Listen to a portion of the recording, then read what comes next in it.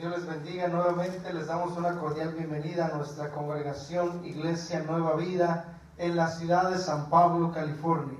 Así de que hoy vamos a darles una palabra que el Señor ha puesto en nuestro corazón con el título Tipos de creyentes.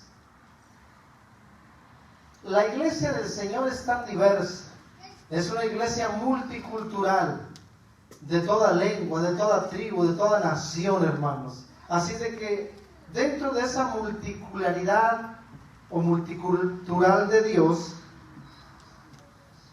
nosotros somos tan diferentes los unos a los otros, de manera que hay varios tipos de creyentes dentro de la iglesia del Señor. Y hoy vamos a ver solo algunos de ellos. Y para eso vamos a ir al libro de Génesis, capítulo 49, versos del 1 al 15. Y usted y yo vamos a tratar de identificarnos, de vernos en el espejo de la palabra y determinar qué tipo de creyentes somos. Porque la iglesia del Señor es tan diversa, tan multicultural, y así es de que por lo tanto habemos diferentes tipos de creyentes o de cristianos dentro de la iglesia del Señor. Y vamos a leer la palabra siempre honrando a nuestro Dios, Padre, Hijo y con la comunión de su Santo Espíritu. Y llamó Jacob a sus hijos y dijo: juntaos y os declararé lo que os ha de acontecer en los días venideros. Juntaos y oíd, hijos de Jacob, y escuchad a vuestro padre Israel. Rubén, tú eres mi primogénito, mi fortaleza y el principio de mi vigor, principal en dignidad, principal en poder, impetuoso como las aguas. No serás el principal, por cuanto subiste al lecho de tu padre, entonces te envileciste, subiendo a mi estrado. Simeón y Leví son hermanos, armas de iniquidad sus armas. En su consejo no entre mi alma, ni mi espíritu se junte en su compañía, porque en su furor mataron hombres y en temeridad desjarretaron toros. Maldito su furor, que fue fiero, y su ira, que fue dura. Yo los apartaré en Jacob y los esparciré en Israel. Judá, te alabarán tus hermanos, tu mano en la cerviz de tus enemigos. Los hijos de tu padre se inclinarán a ti. Cachorro de león, Judá, de la presa subiste, hijo mío. Se encorvó, se echó como león, así como león viejo, ¿quién lo despertará? No será quitado el cetro de Judá, ni el legislador de entre sus pies, hasta que venga Silo, y a él se congregarán los pueblos. Atando a la vid su pollino, y a la cepa el hijo de su asna. Lavó en el vino su vestido, y en la sangre de uva su manto. Sus ojos rojos del vino, y sus dientes blancos de la leche. Zabulón, en puertos de mar habitará, será para puerto de naves, y su límite hasta Sidón. Isaacar, asno fuerte, que se recuesta entre los apriscos, y vio que el descanso era bueno, y que la tierra era deleitosa, y bajó su hombro para llevar, y sirvió en tribuno. Bendito y amado Dios, yo te doy gracias en esta hora por tu palabra, y te pido que tú nos hables, que tú nos confortes, que tú nos redarguyas, que tú nos exhortes a través de tu palabra en esta hora, en el nombre precioso de Jesús. Amén y amén. ¿Qué tipo de creyentes somos, hermanos? Aquí leímos solo una porción de este capítulo para alcanzar a desarrollar un poco el carácter de algunos tipos de creyentes que hay en la iglesia del Señor. Y la verdad, hermanos, es de que Este mensaje no es para hacer sentir mal a nadie, ni para herir sus sentimientos, sino que Dios quiere hablarnos a través de su palabra para forjar nuestro carácter como el de Cristo y también para exhortarnos a cada uno de nosotros en alguna área de nuestra vida. Y la verdad es que este mensaje es para animar a los hijos de Dios, a los cristianos, a los que son parte de la iglesia, a que vivamos una vida agradable a nuestro Padre Celestial.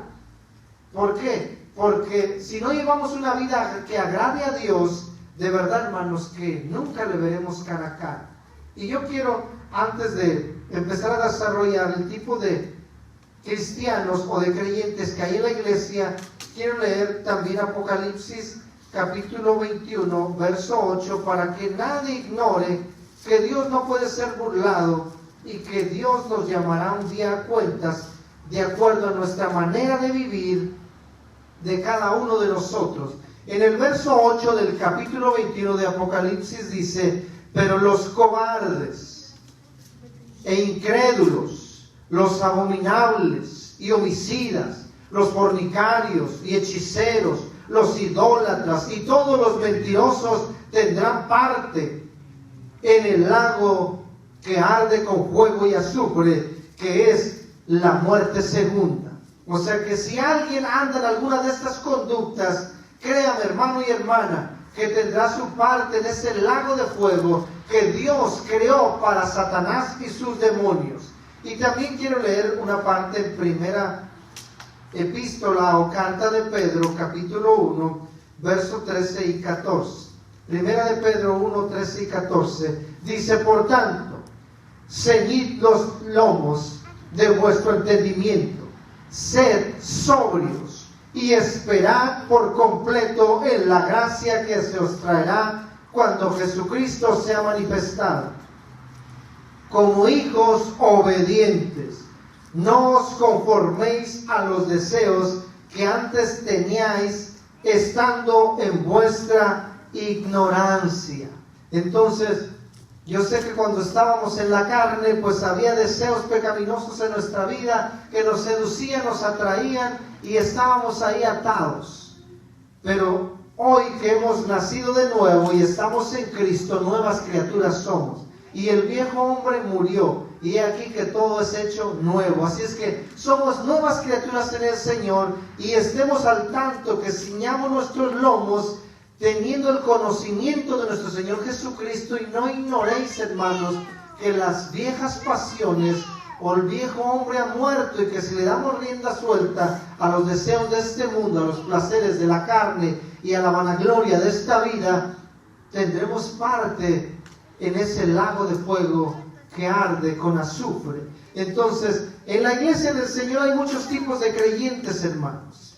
Y en la antigüedad sabemos que en la cultura del judaísmo era muy común que los padres, antes de estar ya o en el hecho de su muerte, llamaban a sus hijos y los bendecían conforme al carácter que él había visto y conocido de cada uno de sus hijos. Y así también cada pastor, cada ministro que pastorea, enseña, predica o tiene bajo su tutela o responsabilidad de parte de Dios una congregación, conoce el carácter de las ovejas. Y conforme a ese carácter de las ovejas, uno puede a veces determinar o decir una palabra para bien o para mal de algunos de ellos. Y así también los padres, en su lecho de muerte o antes de morir, llamaban, reunían a sus hijos y les declaraban una palabra conforme al carácter de cada uno de ellos. Y esas palabras eran tan fuertes y tenían un peso espiritual sobre cada uno de los hijos de aquellos padres que les estaban determinando un futuro, hermanos. Entonces nosotros como padres espirituales o como padres de familia vemos el carácter de nuestros hijos y conforme a ese carácter podemos declarar una palabra sobre ellos. Y no es que tenemos el don profético, pero nosotros los conocemos y vemos cómo ellos han crecido y conforme a nosotros los conocemos, declaramos una palabra sobre ellos. Y eso no quiere decir que somos profetas, sino simplemente estamos declarando una palabra conforme a nosotros crecimos a nuestros hijos, los vimos crecer, desarrollar, y también el carácter que fuimos impartiendo en ellos, y ahora podemos determinar algo que les acontecerá a ellos. Entonces aquí estamos viendo que también Jacob profetiza una palabra sobre sus hijos, y no bajo el don de la profecía, sino conforme como él como padre los conocía.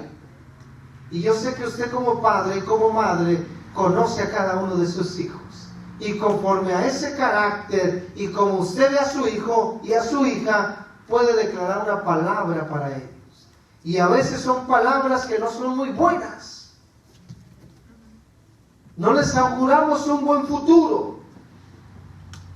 Y de acuerdo al carácter de la oveja, también un pastor puede declarar una palabra sobre la oveja. Puede discernir qué le acontecerá a aquella oveja. Por conforme la conoce, puede ver que si es manso, que si es humilde, que si es sujeto a la palabra de Dios, que si es servicial, que si tiene el amor de Dios en él. O puede ver que si es aquella persona rebelde, que no se sujeta a la palabra de Dios, mucho menos a un pastor y mucho menos a Dios. Porque hay muchos que dicen, oh sí, yo me sujeto y me someto a Dios, si no se somete ni al patrón donde trabaja, hermanos. No se somete a los que están sobre usted de autoridad, en el trabajo, en el gobierno, en la iglesia, mucho menos se va a someter y sujetar a Dios y a su palabra. Eso es mentira. Entonces, hoy vamos a ver algunos de los tipos de creyentes que hay dentro de la iglesia, y usted puede reflejarse a lo mejor en alguno de ellos. Y si se refleja, no es que yo sea algo de usted o que le estoy tirando, como muchos dicen, no es que el pastor me está tirando piedras, algo le contaron de mí. Es de que en la palabra del Señor no hay casualidad, hermanos, ni meras coincidencias, sino es Dios hablando a través de su palabra a nuestras vidas. Rubén.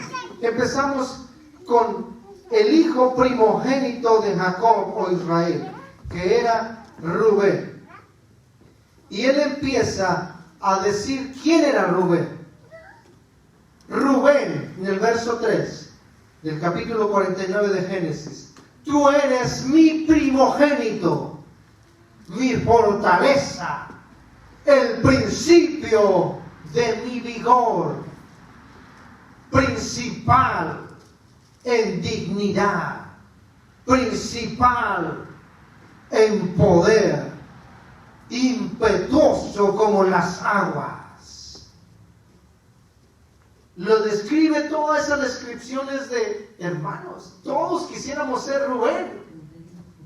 Pero la verdad es que en la antigüedad, en el mundo islámico, es de que el primogénito, cuando el padre moría, llegaba a tener la posición del padre de la familia. Era el que gobernaba la familia, el más digno, el que tenía más poder y autoridad, y además que de los bienes de su padre heredaba doble porción, por ser el primogénito, porque la primogenitura era un derecho que creían en el mundo del judaísmo, que era algo divino, de manera que ser primogénito era una bendición de parte de Dios para aquel hijo. Entonces, ser el primogénito era lo mejor en el judaísmo. Por eso cuando empiezan a describir a Rubén, dice: tú eres mi primogénito, mi fuerza, el fruto de mi principio, de mi vigor, de mi fuerza. Eres el más digno, el que tiene más autoridad.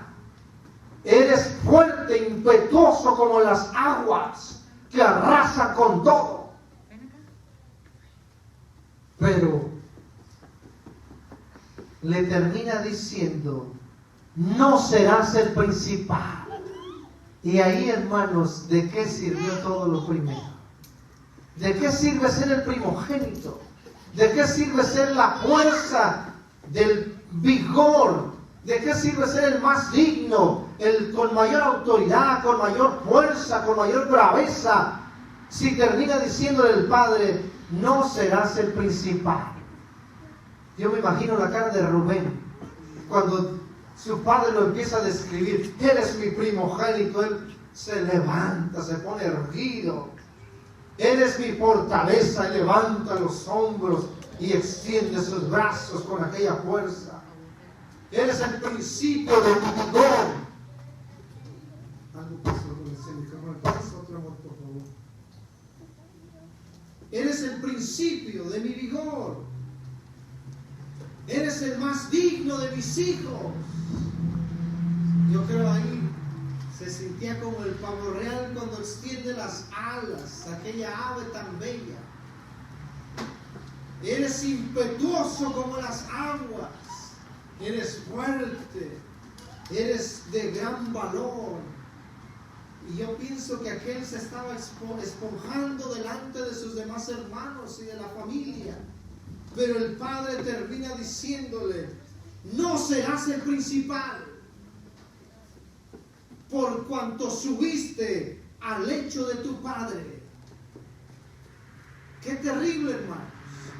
Qué terrible para aquel hijo ser el principal, el más digno, el de mayor autoridad, el primogénito. Pero el padre termina diciéndole, no serás el principal, por cuanto envileciste y subiste al lecho de tu padre. Rubén se había acostado con una de las mujeres de su padre, Silpa o Bila, ya está, no me acuerdo, hermanos, pero vamos a ir a la escritura para no andar adivinando. Génesis 35, verso 22. Aconteció que cuando moraba Israel en aquella tierra, fue Rubén y durmió con Bila, la concubina de su padre, lo cual llegó a saber Israel. Hermanos, Rubén pensó que al acostarse con la mujer de su padre, él nunca lo iba a saber, pero el viejo se quedó callado. Él siempre lo supo, pero él no quiso nunca hacer nada, ni decirle nada a su hijo, ni maldecirlo siquiera, porque si usted no sabía, le voy a decir algo. El padre en el judaísmo no podía maldecir a su hijo. ¿Sabe por qué? Porque si un padre maldice a su hijo, se está maldiciendo a sí mismo. Cuando leemos Génesis, la historia de Noé, cuando ellos descienden del arca, dice que plantó una viña. Y dice que después cosechó uvas e hizo vino y se embriagó con el vino. Y después vino uno de sus hijos llamado Cam y descubrió su desnudez y se lo dijo a sus hermanos. Y entonces sus hermanos vinieron de espalda con un manto y lo cubrieron. Y cuando su padre volvió en sí y estaba en su sano juicio, le platicaron lo ocurrido. Y entonces Noé maldijo a Canaán. ¿A quién? A Canaán. ¿Y quién era ese? Era su nieto. ¿Hijo de quién? De Cam. Porque él no podía maldecir a su hijo, aunque él es el que había embelecido su lecho. ¿Por qué? Porque se maldecía a sí mismo. Y ningún padre quiere maldecirse a sí mismo. Por eso maldijo al nieto. Y de ahí viene la descendencia de Canaán, la tierra que habitaban ¿quiénes? los cananeos, los heteos, amorreos, jebuseos, todos aquellos que tenían eos, que eran los 7 pueblos que habitaban la tierra de Canaán, descendientes ¿de quién? De Cam. ¿Y quién fue Cam? El padre de aquellos que maldijo su padre. Por lo tanto, ellos los erradicaron y los exterminaron de la tierra de Canaán. Para que vea que la maldición alcanzó generaciones futuras. Pero Jacob no podía maldecir a Rubén. ¿Por qué? Porque se maldecía a sí mismo. Pero le quita algo a lo que él tenía derecho: ser el principal. Y por eso le dice: no serás el principal. No lo serás. ¡Qué terrible! Porque envileciste, subiste a mi estrado. Era un privilegio ser el primogénito, ser el principal en dignidad. Quería decir que él era la cabeza de la familia al morir el padre. Y no solamente de su familia, hermanos, de todas las tribus, porque era el principal. Recordemos que llegaron a ser 12 tribus. Él iba a ser la cabeza de las tribus, pero lo perdió por acostarse con la esposa de su padre. Él era el principal en poder. Quería decir que él iba a llevar el sacerdocio sobre su cabeza. Como jefe de las tribus, como jefe de su casa, tomando el lugar de su padre, él iba a tener el poder, la autoridad sacerdotal, pero la perdió. Y por lo tanto usted puede ver en toda la historia de Israel que de la descendencia de Rubén no hubo jueces, no hubo sacerdotes. ¿Por qué? Porque perdió su dignidad, porque perdió su fuerza, perdió su poder, perdió su autoridad. Porque su padre se la quitó y le dijo: no serás el principal. Era impetuoso como las aguas. Alguien que es impetuoso, hermano, ¿sabe qué carácter es? Es aquel que no domina su propia carne, que de buenas a primeras lo traiciona su carne, sus pasiones.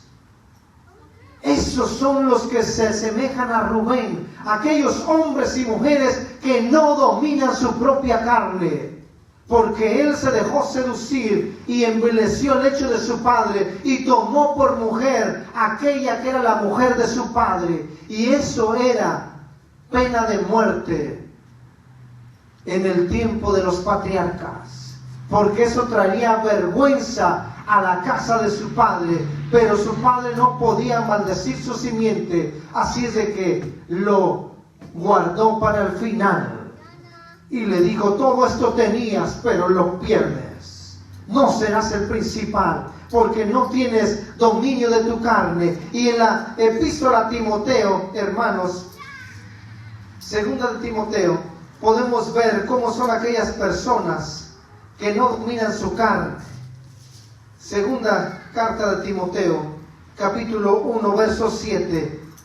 Vean lo que dice la Escritura: porque no nos ha dado Dios espíritu de cobardía, sino de poder, de amor y de dominio propio. Pero los tipos de creyentes como Rubén son aquellos que no tienen dominio de su propia carne, hermanos, que se dejan seducir, que se dejan llevar. Son aquellos que no tienen dominio de sus pasiones. Son aquellos que aún mantienen el pecado oculto. Vemos en Josué capítulo 7 en un hombre llamado Acán, que cuando iban conquistando, dice que tomó botín para sí y escondió unos lingotes de oro bajo la carpa de su tienda. Y entonces el pueblo de Israel no avanzaba y todos estaban sorprendidos, iban conquistando y Dios no les permitía avanzar. Y entonces Dios les reveló cuál era la situación. En Josué lo puede leer, capítulo 7, verso 11. El pecado oculto de Acán. Quiere decir de que aquellos hermanos o cristianos de la iglesia hoy, que son como el tipo de Rubén, son aquellos que no tienen dominio propio, que no dominan sus pasiones y además que ocultan su pecado. Pero la Escritura nos enseña que no haya nada, que no hay nada que va a permanecer oculto, porque todo eso será manifiesto, hermanos, un día. Y ahí vendrá la deshonra, ahí vendrá la vergüenza, ahí vendrá el juicio de Dios para nuestras vidas si no hay arrepentimiento y confesión de nuestros pecados. El tipo de Rubén es aquel que se deja seducir de sus pasiones, no tiene dominio propio y además oculta su pecado. Es algo curioso que Rubén nunca dejó de ser hijo, ni nunca lo dejó de amar su padre. No hay una diferencia para él en toda su vida hasta que su padre Jacob está declarando esa palabra, hasta que le quita todo. No, siempre vivió bajo la cobertura del padre, bajo su techo, bajo su tutela, bajo su gobierno, bajo su dirección. Nunca perdió el carácter de hijo.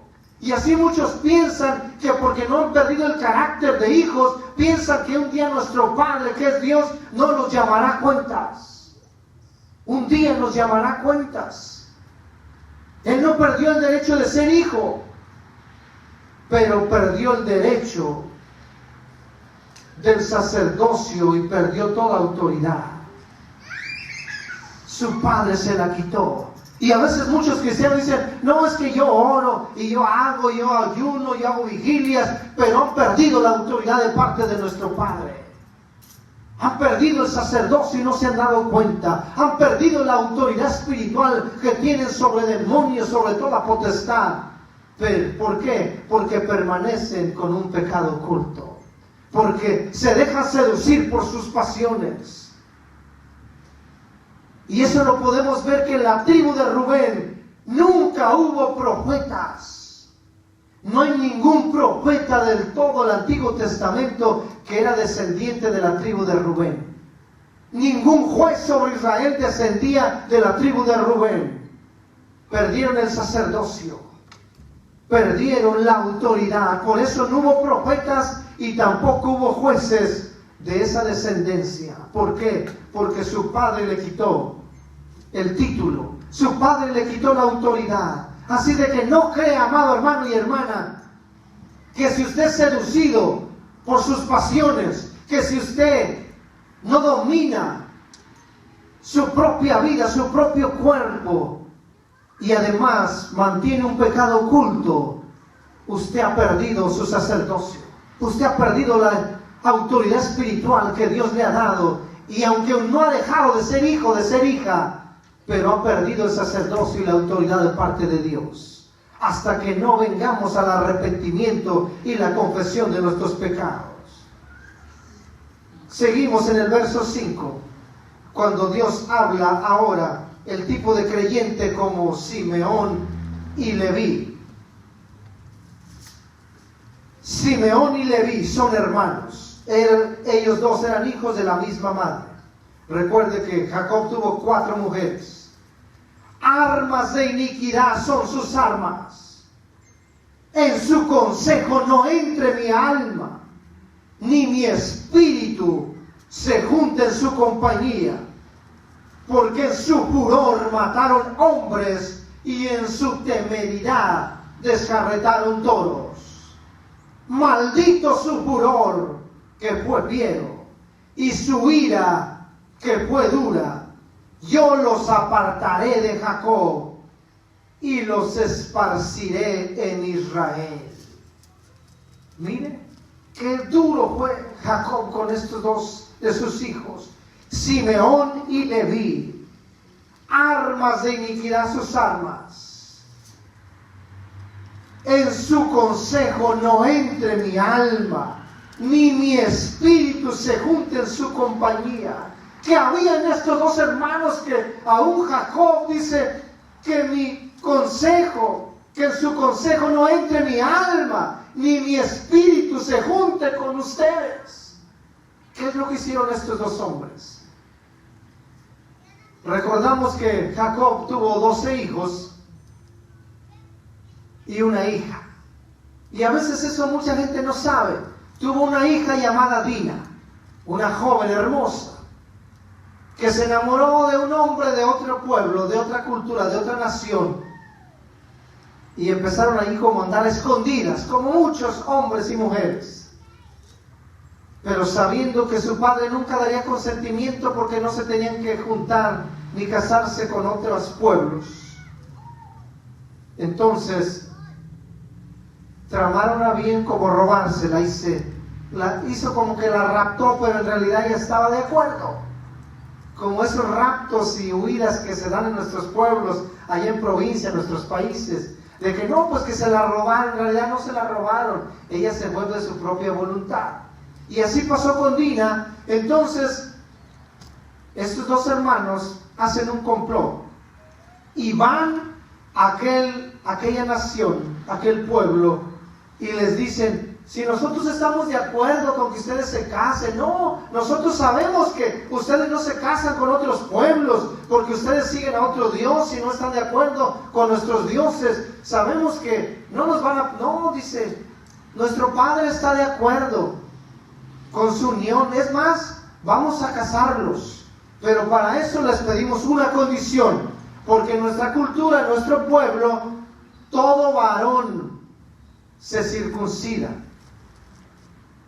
El prepucio del pene, ustedes saben, la circuncisión. Entonces dice: si ustedes, todos los varones mayores de 20 años, se circuncidan, aprobamos que se casen nuestros novios. ¿De verdad? Sí, nada más eso. Y a todos los pasaron por filo de espada. Circuncidaron a todos los hombres de aquella nación. Y se dice que en el tercer día, cuando el dolor es el dolor más intenso después de la circuncisión, vinieron estos dos hombres llamados Simeón y Leví. Y se trajeron sus hombres y con espada en mano arrasaron con todos los hombres de aquella nación. Todos aquellos hombres los masacraron. Y también sus ganados los desjarretaron. Les metían las dagas en las panzas y les abrían. Eso es desjarretar. Eso hicieron estos hombres. Hablaron con voz de su padre y mintieron, diciendo que así eso sería agradable delante de Dios y que aceptaban el matrimonio. Armas de iniquidad son sus armas. Son esos cristianos, hermanos, que hay muchos en la iglesia hoy en día. Esos cristianos engañadores, que mienten y engañan al mundo con la bandera del cristianismo. No tengas pena. No desconfíes, yo soy cristiano. Tienen empresas, negocios propios y engañan a la gente, les dan presupuestos altos diciéndoles que van a meter productos de la mejor calidad y dan de lo más inferior, cobrando por servicios que no hacen, exagerando los precios y diciéndole: no, yo soy cristiano, no tengas temor, yo te voy a dar un precio justo. Son esos cristianos que engañan. Dice: no, mi hijo es un buen muchacho, aunque sabe que es terrible y lo da de novio a una muchachita. Dice: no, mi hijo es bien portado, cuando sabe que su hijo es un rebelde, que anda en las drogas, en el alcohol. Y engañan y luego esos muchachos seducen a las jovencitas. Son cristianos mentirosos y sobre todo vengadores, que se mueven por la ira más que por el Espíritu de Dios, más que por el amor de Dios. Son cristianos rencorosos, vengativos, hombres y mujeres sin testimonio, que no han perdido por las cosas y las actitudes que hacen. En el libro de Proverbios, capítulo 12, verso 22, dice la Escritura: los labios mentirosos son abominación a Jehová, pero los que hacen verdad son su contentamiento. Estos cristianos, como el tipo de Simón y Leví, son engañadores, mentirosos, que se mueve la lengua tan hábil y sutil, que engañan, que mienten, que seducen. Hombres que se dejan guiar por las emociones, por la ira. En Romanos capítulo 12, verso 2, podemos ver este tipo. Sabéis que cuando erais gentiles, se os extraviaba, llevándoos como se os llevaba a los ídolos mudos. En el verso 19, porque si todos fueran un solo miembro, ¿dónde estaría el cuerpo? Estos hombres usaron la palabra de su padre para ir a engañar a un pueblo.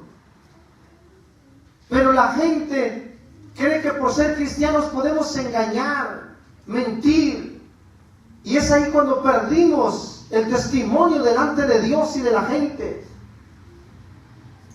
Otros son como el tipo de Isaacar, hermanos. Isaacar, que significa asno fuerte. En el verso 14 del capítulo 49 de Génesis, dice: asno fuerte, que se recuesta entre los apriscos, y vio que el descanso era bueno y que la tierra era deleitosa. Miren, hermanos, el tipo de Isaacar es el cristiano que le cuesta sujetarse. Es aquel que dice: mi pastor es Jehová. Yo no le creo a los pastores, yo no le creo a los ministros, yo no le creo a los líderes de los ministerios en las iglesias. Jehová es mi pastor. Yo solo me someto a Él. Es ese tipo de cristianos que son rebeldes como el asno, fuerte, rejego, que le gusta andar en los apriscos, allá entre los peñascos, en los montes, porque es un asno fuerte. No les gusta que los corrijan. No les gusta que les llamen la atención. Y además no tienen visión espiritual, caminan por vista, por lo que ven, se dejan guiar, se dejan seducir por lo que ven. Son aquellos que dicen: yo hasta no ver, no creer. Antes que me corrija a mí, que corrija a fulano, como a él sí le permite. Es ese tipo de cristianos que son rebeldes y fuertes. No se dejan pastorear, no se sujetan a nada ni a nadie, ni a la palabra, ni a los líderes religiosos, espirituales, mucho menos se sujetan a Dios. Yo no sé si usted es como ese asno fuerte. Van donde quieren ir, de iglesia en iglesia, de congregación en congregación. Dice: aman el descanso, el confort, lo terrenal. Y aquellos que son lo contrario dicen: los que oyen mi voz, las ovejas que oyen su voz y les siguen, obedecen la palabra. Pero los que son de tipo Isaacar son rebeldes, son como ese asno que necesita ser sujetado por rienda, por cabresto, como el mulo y el caballo que no tienen entendimiento y necesitan ser sujetados. Eso lo puede ver en el Salmo 32, verso 9.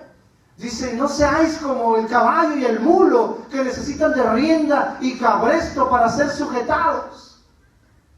Es ese tipo de cristiano, hermano Isaacar, que son como un asno fuerte, que no se someten, que no quieren reprensión, que no quieren corrección, que todo lo critican, que todo lo juzgan.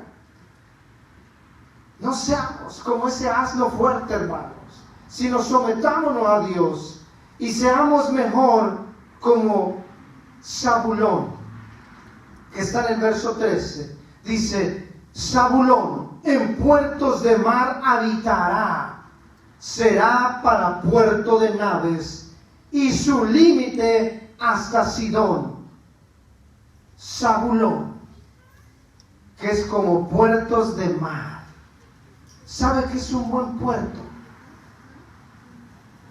Es ese lugar que está haciendo un puente entre el mar y la tierra, entre el mar y la arena, entre el agua y la tierra, que los une y sirve de descanso, sirve de puerto seguro.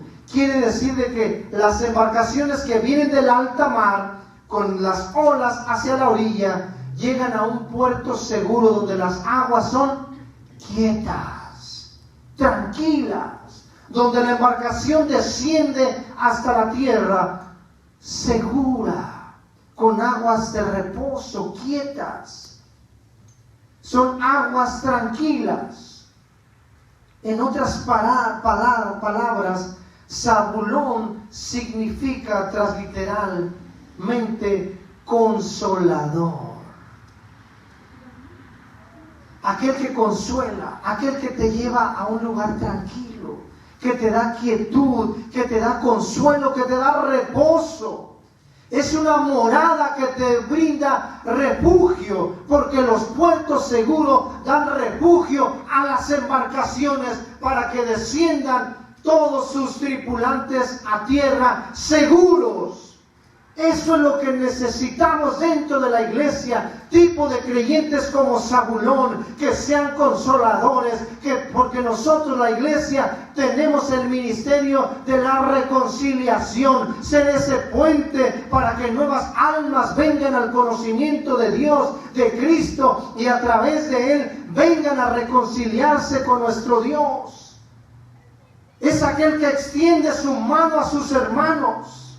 Es aquel que ayuda, que corrige, que exhorta, que amonesta con amor, porque les ama.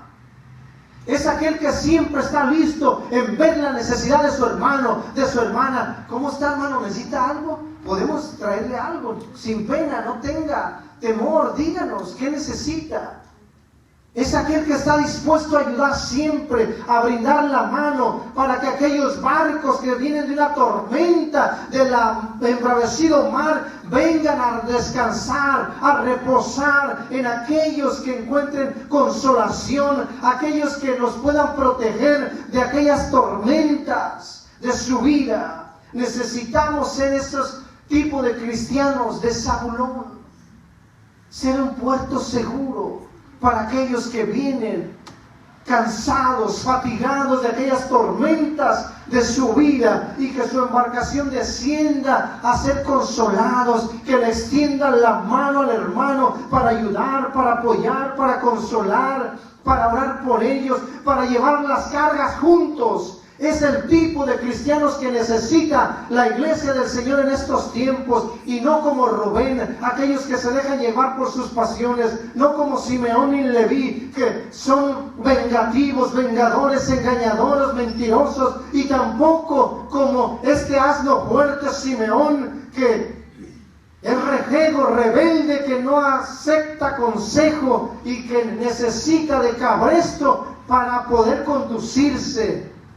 Necesitamos ser como Zabulón, ser un puerto seguro para aquellas embarcaciones que vienen cansadas, que vienen en medio de las tormentas y necesitan un lugar de reposo, un lugar de confort, unas aguas quietas que les den seguridad, que les den paz y que les den confort. Yo te voy a invitar, querido, donde tú estás, te pongas en pie.